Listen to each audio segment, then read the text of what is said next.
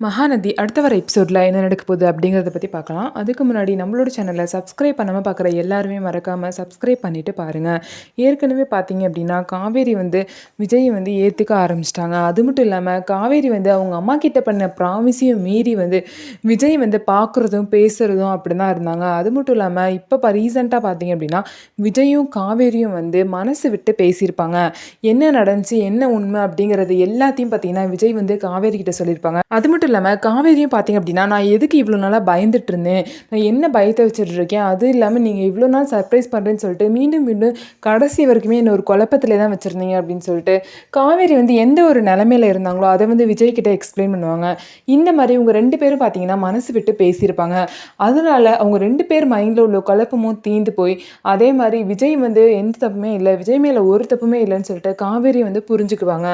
அதுக்கப்புறம் பார்த்தீங்க அப்படின்னா இந்த பங்கஜம் மாமி பார்த்தீங்க அப்படின்னா விஜய்க்கு இந்த மாதிரி எங்கள் சொந்தத்தில் ஒரு பொண்ணு பார்த்துருக்கோம், இந்த மாதிரி அந்த பொண்ணை விஜய்க்கு பேசலான் இருக்கோம் அப்படின்னு சொல்லிட்டு வேணுனே காவேரி கிட்ட சொல்லுவாங்க.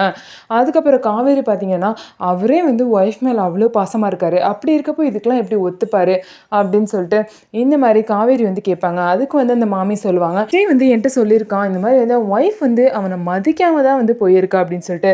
மதிக்காமல் போன பொண்டாட்டி எதுக்கு, அதனால அவளை டிவோர்ஸ் பண்ண சொல்லிட்டு அதுக்கப்புறம் எங்கள் சொந்தத்தில் அந்த பொண்ணு விஜய்க்கு நாங்கள் பண்ண போகிறோம் அப்படின்னு சொல்லிட்டு இந்த மாதிரி பங்கஜம் மாமி காவேரி கிட்ட சொல்லுவாங்க. காவேரி பார்த்தீங்கன்னா கடுப்பாயிருவாங்க. அதுக்கப்புறம் கரெக்டாக அந்த நேரத்தில் பார்த்தீங்கன்னா விஜயும் வருவார். விஜய் வந்தோன்னே இந்த மாதிரி எங்கள் சொந்தத்தில் ஒரு பொண்ணு இருக்குது விஜய், உனக்கு பேசலான் இருக்கோம் அப்படின்னு சொல்லிட்டு சொல்லவும் எனக்கு ஓகே தான் மாமி அப்படின்னு சொல்லிட்டு விஜயும் சொல்வார்.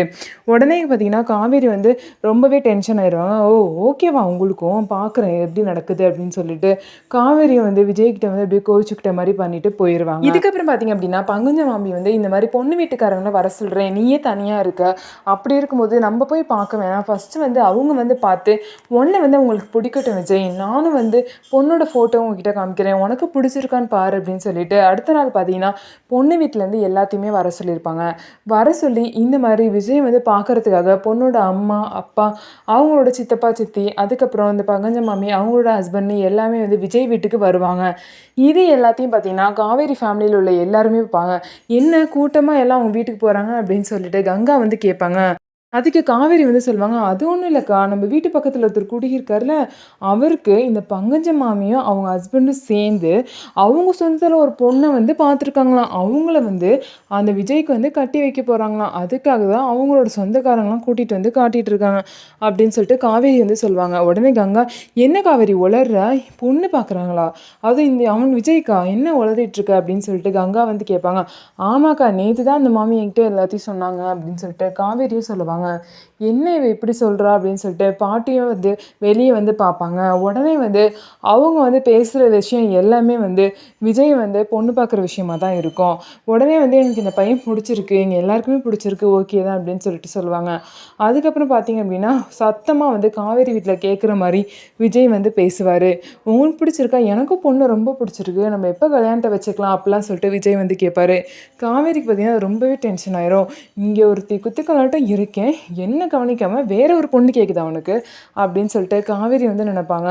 அதுக்கப்புறம் பார்த்தீங்க அப்படின்னா காவேரியோட அம்மா என்ன நடக்குது அப்படிங்கிறதே புரிஞ்சுக்காம, பார்த்தியா இப்போயாவது அந்த பையனோட புத்தியை புரிஞ்சுக்கோ, உன்னையும் விட்டுட்டு வெண்ணிலான்னு ஒருத்தி இருக்காளே அவளையும் விட்டுட்டு இன்னொரு பொண்ணு வேணும் அவனுக்கு, இன்னொரு பொண்ணு பார்க்க போயிட்டான் பார்த்தியா, இதான் அவன் புத்தி, புரிஞ்சுக்கிட்டு வாழடி அப்படின்னு சொல்லிட்டு காவேரியோட அம்மா சொல்லிட்டு போயிடுவாங்க. ஐயோ இவங்க வேற விளாட்றாங்கன்னு தெரியாமல் அம்மா வேற இதை வச்சே டென்ஷன் ஆகிட்டு இருக்காங்களே, இன்னும் போக போக பிரச்சனை பெருசாக்கிட்டு தான் இருப்பாங்க போல் அப்படின்னு சொல்லிட்டு காவேரி நினைப்பாங்க. அதுக்கப்புறம் பார்த்தீங்க அப்படின்னா காவேரி அந்த பொண்ணு வீட்டுக்காரங்க எல்லாத்துட்டையும் போய் இந்த மாதிரி ஏதாவது சொல்லி அவங்களை குழப்பி விடணும் அப்படின்னு சொல்லிட்டு நினைப்பாங்க. அதனால பார்த்தீங்க அப்படின்னா காவேரி அவங்க எல்லாருமே கீழே இறங்கிட்டு இருப்பாங்க. அப்போ பார்த்தீங்கன்னா ஸ்டெப்ஸில் இறங்கும்போது காவேரி வேகமாக போயிட்டு இந்த மாதிரி நீங்கள் பக்கத்து வீட்டில் உள்ள பையனையாக பார்க்க வந்திருக்கீங்க அப்படின்னு சொல்லிட்டு கேட்பாங்க. ஆமாம், அவங்கள தான் பார்க்க வந்திருக்கோம், ஏன் என்னாச்சு அப்படின்னு சொல்லிட்டு கேட்பாங்க. அது உங்களுக்கு தெரியாதா, அந்த பையனுக்கு ஆல்ரெடி கல்யாணம் ஆயிடுச்சு அப்படின்னு சொல்லிட்டு காவேரி சொல்லுவாங்க. எங்களுக்கு தெரியும், எல்லாமே எங்களுக்கு மாமி சொல்லிட்டா, இந்த மாதிரி கல்யாணம் ஆயிடுச்சு, ஆனால் அந்த பொண்ணை டிவோர்ஸ் பண்ண போகிறோம் அப்படின்னு சொல்லியிருக்காங்க, பண்ணதுக்கப்புறமா நாங்கள் கல்யாணத்தை வச்சுக்க போகிறோம் அப்படின்னு சொல்லிட்டு அந்த பொண்ணு வீட்டுக்காரங்களும் பேசுவாங்க.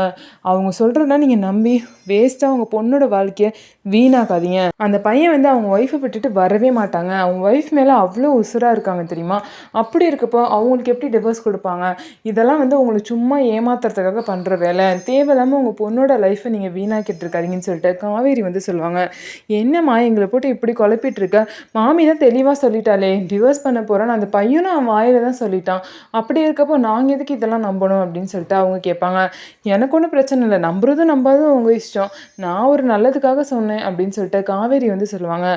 போம்மா, எங்களுக்கு எல்லாம் தெரியும், நாங்கள் பார்த்துக்குறோம். ஏற்கனவே மாமி சொல்லியிருக்கா அவங்க குடும்பத்துக்கும் அந்த பையனுக்கும் ஆகாதுன்ட்டு. அதே மாதிரி தான் நீயும் நடந்துக்கிற. அந்த பையனை பற்றி தப்பு தப்பாக வந்து எங்கள்கிட்ட சொல்லிட்டு இருக்க அப்படின்னு சொல்லிட்டு பொண்ணு வீட்டுக்காரங்களும் சொல்லுவாங்க. எனக்கு என்ன வம்பு, உங்கள் விஷயம், நீங்கள் என்னமோ பண்ணுங்க, நான் போகிறேன் அப்படின்னு சொல்லிட்டு காவேரியும் போயிடுவாங்க. அதுக்கப்புறம் பார்த்தீங்க அப்படின்னா விஜய் கிட்ட போயிட்டு காவேரி வந்து என்ன பொண்ணு பார்க்கல ஆள் வந்துட்டு போகிறாங்க போல் அப்படின்னு சொல்லிட்டு விஜயை பார்த்து கேட்பாங்க. ஆமாம் ஆமாம், அந்த பொண்ணு செம்ம அழகாக இருக்கா காவேரி, நீ பார்க்குறியா, நீ ஃபோட்டோ பார்க்குறியா அப்படின்னு சொல்லிட்டு காவேரி வந்து வெறுப்பேற்றுற மாதிரி பார்ப்பாங்க.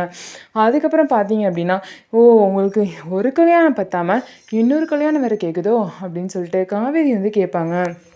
ஆமாம், ஏற்கனவே என்னை இருக்கிற பொண்டாட்டியும் விட்டுட்டு போயிட்டா. இதுக்கப்புறம் நான் ஏன் தனியாக சமைச்சு இது பண்ணி கஷ்டப்படணும்? எனக்கும் ஒரு ஆள் தேவையில்ல. அதனால தான் சரி மாமி சொன்னதுக்கு ஓகே அப்படின்னு சொல்லிட்டேன். இதில் என்ன தப்பு இருக்குது? நீயும் தான் வந்து என் கூட வாழ மாட்ற. உங்கள் அம்மா பேச்சை கேட்டுட்டு அங்கேயே இருக்க. அப்படி இருக்கப்போ நான் ஒரு பொண்ணை கல்யாணம் பண்ணுறதுல என்ன பிரச்சனை? உனக்கு எதுவும் பிரச்சனையா அப்படின்னு சொல்லிட்டு கேட்பாங்க. எனக்கு என்ன பிரச்சனை? எனக்கு ஒன்றும் பிரச்சனை இல்லை. அதான் நான் இனிமேல் உங்கள் கூட வாழ மாட்டேன்ல. நான் எங்கள் அம்மா வீட்டிலே இருந்துக்கிறேன். நீங்கள் வேறு பொண்ணை கல்யாணம் பண்ணிக்கோங்க. அதான் வேறு பொண்ணை கல்யாணம் பண்ணுறீங்கன்னு முடிவாயிடுச்சுல, அப்புறம் எதுக்கு இந்த வீட்டில் இருக்கீங்க? கிளம்ப வேண்டியதானே அப்படின்னு சொல்லிட்டு விஜயை பார்த்து காவேரி கேட்பாங்க. அது எப்படி காவேரி? நான் சந்தோஷமாக இன்னொரு பொண்ணு கூட வாழ்கிறத நீ உன் கண்ணால் ரசித்து பார்க்க வேணாமா? அதனால தான் நான் இங்கே இருக்கேன். இங்கே இருந்து உன் கண்ணு முன்னாடியே அந்த பொண்ணு கூட நான் சந்தோஷமாக வாழுவேன். அதை நீயும் உங்கள் குடும்பமும் எல்லாம் சேர்ந்து பார்க்கணும். அதனால தான் நான் இங்கேயே இருக்கேன்னு சொல்லிட்டு விஜய் வந்து காவேரி கிட்ட சொல்லுவாங்க. காவேரி பார்த்தீங்கன்னா மேலும் மேலும் டென்ஷன் ஆகிற மாதிரி விஜய் வந்து பேசுவாங்க. பார்க்குறேன் எப்படி இந்த கல்யாணம் நடந்து நீங்கள் இந்த வீட்டில் இருக்கீங்க நானும் பார்க்குறேன் அப்படின்னு சொல்லிட்டு காவேரி வந்து கிளம்பிடுவாங்க. டென்ஷன் பாகுடி, இன்னொன்று டென்ஷன் பண்ணுறதுக்கு தான் நான் ஒவ்வொன்றா பண்ணிகிட்ருக்கேன்.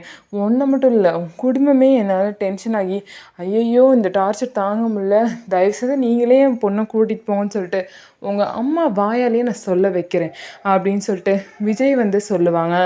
இதுக்கப்புறம் பார்த்தீங்க அப்படின்னா காவேரியும் விஜய் வந்து 2 பேருமே மனசு விட்டு பேசி ஒருத்தர் புரிஞ்சுக்கிட்டாங்க. இதுக்கப்புறம் அவங்க 2 பேருமே யாருனாலையுமே பிரிக்க முடியாது. அவங்க அம்மாவும் பார்த்தீங்கன்னா ஒரு சைடு வந்து காவேரிக்காக யோசிச்சுக்கிட்டு தான் இருக்காங்க. என்னதான் வந்து விஜய் மேலே தப்பு இருந்தாலும் அவங்க பொண்ணு அப்படிங்கிறனால காவேரியும் விஜயை வந்து நினச்சிட்டு இருக்கா. அப்படிங்கிறனால காவேரிக்காகவும் கொஞ்சம் யோசிக்கிறாங்க. அது மட்டும் இல்லாமல் கங்காவும் குமரனும் கொஞ்சம் கொஞ்சமாக அவங்க அம்மாக்கு எடுத்து சொல்ல ட்ரை பண்ணுறாங்க. அதெல்லாம் புரிஞ்சுக்கிட்டு பார்த்தீங்க அப்படின்னா விஜயை வந்து காவேரியோட அம்மா புரிஞ்சுக்கிறதுக்கு நல்லாவே ட்ரை பண்ணுறாங்க. அதனால கூடிய சீக்கிரம் அவங்க மூலியமாகவே காவேரியும் விஜயும் சேர போகிறாங்க. இதுதான் இனி வரப்போகிற எபிசோடில் நடக்க போகுது. விஜய் சொன்ன மாதிரியே பார்த்தீங்க அப்படின்னா காவேரி திரும்ப பொண்ணு கேட்டு வந்து டார்ச்சர் பண்ணி அதுக்கப்புறம் காவேரி திரும்ப வந்து கல்யாணம் பண்ணிக்க போகிறாரு. இந்த மாதிரி தான் இனி வரப்போகிற எபிசோடில் நடக்கும். ஸோ இதெல்லாம் பார்க்குறதுக்கு நம்ம கண்டிப்பாக வெயிட் பண்ணுவோம். ஸோ இந்த வீடியோ உங்களுக்கு பிடிச்சிருந்தா நம்ம வீடியோவை லைக் பண்ணிக்கோங்க. அதுக்கப்புறம் மறக்காமல் நம்மளோட சேனலை சப்ஸ்கிரைப் பண்ணிவிட்டு பாருங்கள்.